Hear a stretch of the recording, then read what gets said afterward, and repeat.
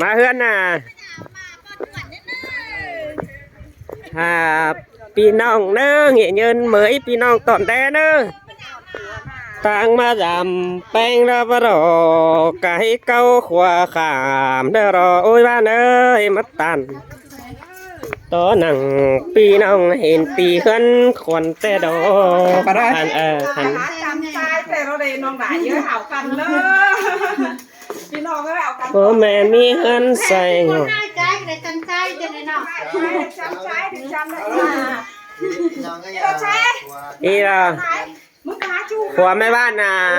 แอมแซงจู้หาน้องได้ว่าบ้านน่ะแอมแซงเด้อพี่น้องเด้อแต่ได้ลงเรียนกันพี่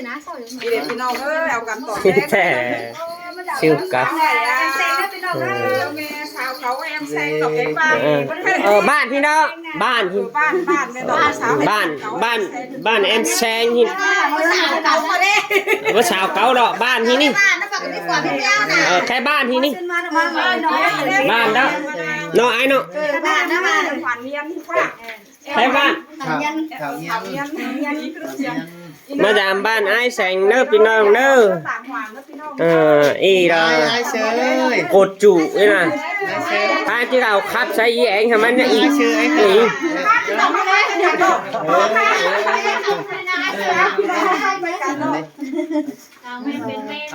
บ้าใครบ้านนี่ตั้งแต่ครับป่ะมาเลยนะพี่น้องกันเด้อแล้วก็ใส่สีสวยยี่เบามากกันเนาะเอากันมาเลยเอากันตดแน่เด้อมาถามแค่ละมาถามแน่อันนั้นนะเขาตรวจกันเด้อเขาเนียนว่าถามยังเด้อพี่สิงมาพูดเยอะเที่ยวแหล่บ้านหินแหล่บ้านไอ้แซงหินแหล่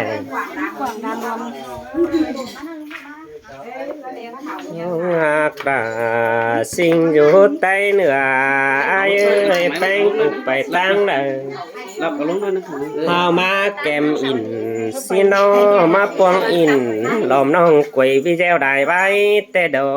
ก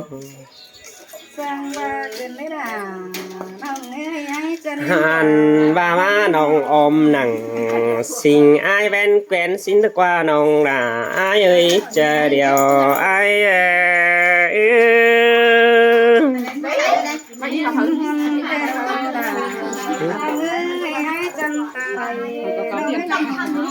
โอ้ยตั้งแกวนอินจูมือมักไว้บีเจ้าก่อนไอ้ว่าอีเด็กวันแอมสิงเอ้ยน้อง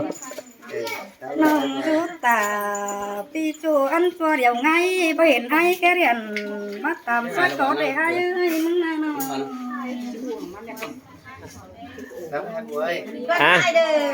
ขึ้นใครชัวอันไอ้นั่นถูกถึงจะว่าเลยว่ากันนี่กูแค่สุตาเองว่ามาขึ้นนี่เลยนั่นแกมันเอานี่หว่าน่ะมันขาไปขายใครไม่ได้บอกไปเดี๋ยวหนูยังไม่เราถูกเลยนะคะไปนอนดีกว่าน่ายังจะตั้งใครชิครับก่อนในชิครับอันนั้นเรียนบ้านซอยนั้นเอาเก่งอ่ะเอากันหนาตู้มันก็คนน้องไปหน้ามันเลยค่อยน่ะหน้ามาไปคุดหน้าเต็มแอมเลยคุดหน้าว่าอันนั้นเอาเซ็งบ้านหินก้อนกลางชาวบินเหนือชีกว่าขย่องอยู่ข้างนี้กว่าคือโกงเหมือนค่ะนักสาวที่ทำชาวมาไรย่ามานาครับพ่อเจ้าครับสะอายเองสะอายเองเลยดีแต่เราดูเราไม่ใช่ได้เอาไปจนเลยมึงว่าหลานขอละวะให้อันนั้นเถื่อนไปที่บ้านไม่เจอกับอีเอ้ยนี่ไม่เซ็งไม่เป็นนอนเนอะแอมเซ็งแล้วก็ไม่หลายวันหลายเพื่อนก็น้อยใจเตี้ยมีบ้านหนึ่งหมาอื้อเน่ในเพื่อนนี่นะก็ กว่าเหลือผัวเจ็ดหมูยังได้กว่า เสียงตุ้มน่ะเนาะเสียงตุ้มน่ะใส่ชีสได้เลยน้องโอ้โหอันนั้นน้องแหละรับใส่กันนี่ตัวเขาเดี๋ยวน้องใส่กันอะไรได้นี่ เอาจะถูกเอาเลยมาหลายเอ็มซีมานะโอ้ย นี่แค่ตื่นมือยังไม่ลำนี่น้องไม่ได้ตายใส่กันมือตายใส่กันพระเจ้า นี่เราพูดตั้งแต่เราไม่พูดตั้งอยู่เหนือดูไป ไม่ตอนนะว่าเราไปให้ว่ามือสาวจู่มือขวาจังนับคำเสือเว้ยว่าจะเล่นตายไม่เลย ตอนนี้เราไม่ได้ ใครไอ้เลยมาแล้วไอ้มาน้ำสิมาเอาไอ้เสือไอ้หัวมากับจับว่า สนใจแล้วมาเวทเกินน้อง น้องก็ร้อนต่อร้อนนะไม่ใช่แต่ไม่ได้ว่า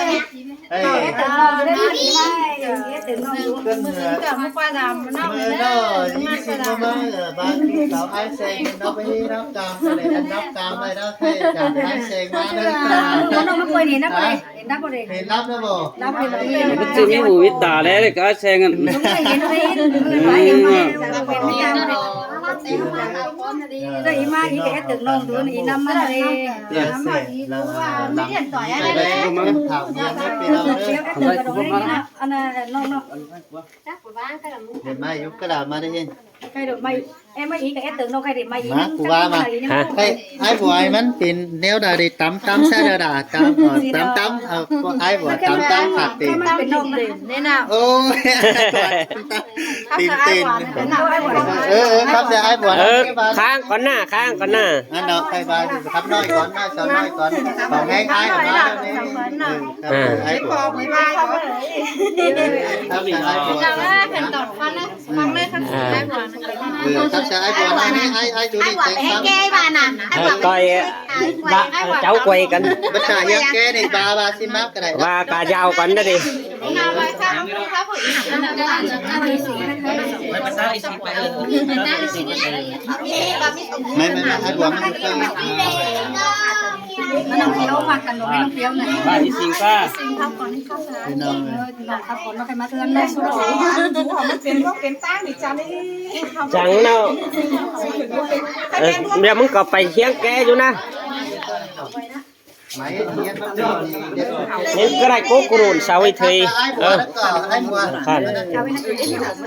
สุรังไว้ ครับพี่ค่ะครับไอ้เขาให้ขนาดให้พี่น้องอยู่มาน้ำบัวไม้เช้าค้ำห้านะพี่ ใครกินคำนะคำ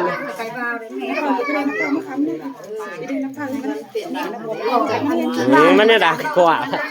แซงค้างกัน ถ้าไปฮะ อีตุกไก่น้อยทุกคนจะนั่ง จัดเชฟเอาวิจารณ์ดีๆจานครับผมอื่น